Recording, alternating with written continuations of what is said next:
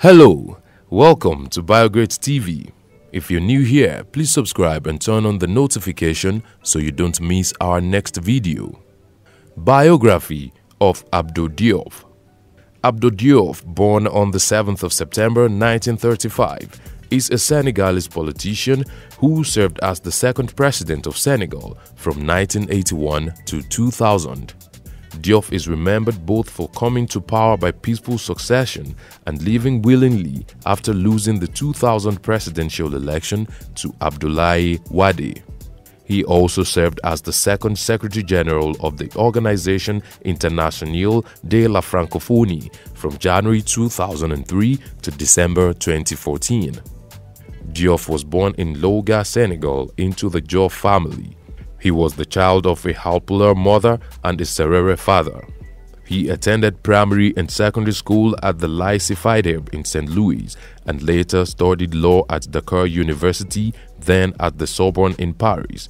Diouf graduated in 1959. After graduation, Diouf returned to his home country, Senegal, where in September 1960 he was appointed Director of International Technical Cooperation. He was only 25 years at the time. In November of that same year, he became the Assistant of the Secretary General of the government, and in June 1961, he was appointed Secretary General of the Ministry of Defense. In 1961, he joined the Senegalese Progressive Union, that is, Union Progressiste Sénégalaise (UPS), which later transformed into the Socialist Party of Senegal.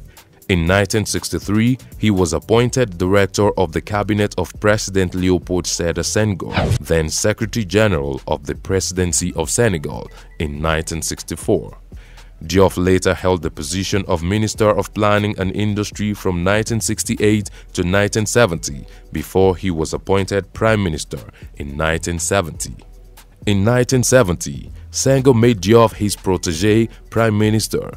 Senghor trusted Diouf to handle the position well, given his administrative experience, even though he had no independent power of his own. This was because Mamadou Dia, Senghor's last prime minister, was accused of using the position to launch a coup d'etat. On New Year's Day of 1981, Senghor resigned in favor of Diouf, who stepped in to become president of Senegal. Diouf continued to allow for some level of political liberalization, which Senghor had begun by holding elections in 1983. 14 opposition parties were allowed to run, 10 more than the 4 Senghor had allowed. This worked in his favor in that the opposition became fragmented, allowing him to win 83.5% of the vote. When in 1985 opposing parties tried to form a coalition, it was broken up on the grounds that coalitions were forbidden by the constitution. Also in 1985, Abdoulaye Wade, who was Diouf's main political opponent, was temporarily arrested for unlawful demonstration. In February 1988, elections were held again with Diouf winning 72.3% of the vote to Wade's 25.8%. The opposition parties, however, alleged electoral fraud. This led to civil disturbances and Diouf declared a state of emergency, detaining Wade again until May of 1988. During Diouf's presidency, Senegal agreed to form a confederation called Senegambia with their smaller neighbor, Gambia, on the 12th of December 1981. The actual union took place on 1st of February 1982. The confederation lasted from 1982 to 1989. In April of 1989, the Mauritania-Senegal border war started, leading to an outbreak of ethnic violence and the severing of diplomatic relations with Mauritania. As the region destabilized, the Senegambia Confederation was dissolved. In 1986, Diouf began a massive anti-AIDS program in Senegal before the virus was able to take off in earnest. He used the media and schools to encourage safe-sex messages and mandated prostitutes to be registered.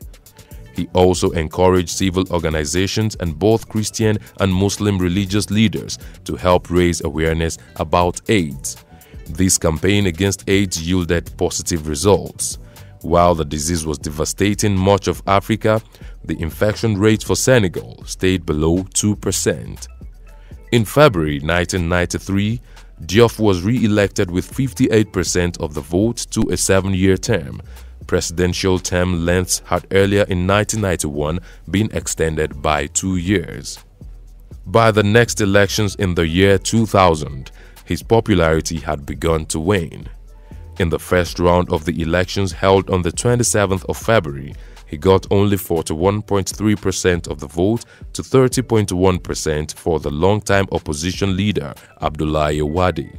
When the second round held on the 19th of March, he received only 41.5% to Wade's 58.5%. In a move uncommon of African leaders at the time, Diouf conceded defeat and left office on the 1st of April. Indeed, from this electoral defeat came one of Diouf's greatest contribution to African peace.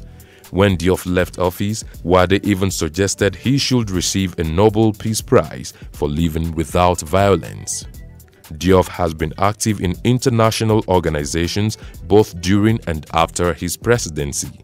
He was president of the Organization of African Unity (OAU) from 1985 to 1986. Soon after his election, he made a personal appeal to François Mitterrand, the president of France, resulting in France speaking strongly for sanctions against apartheid South Africa. In 1992, he was again re-elected president of the OAU for another term.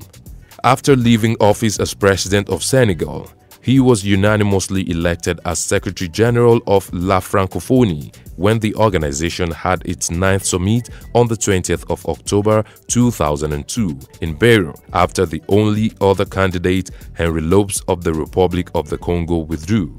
He was re-elected as Secretary General for another 4-year term at the organization summit in Bucharest in September 2006. Diouf, who is currently 84 years old, is married to Elizabeth Diouf and they have 4 children.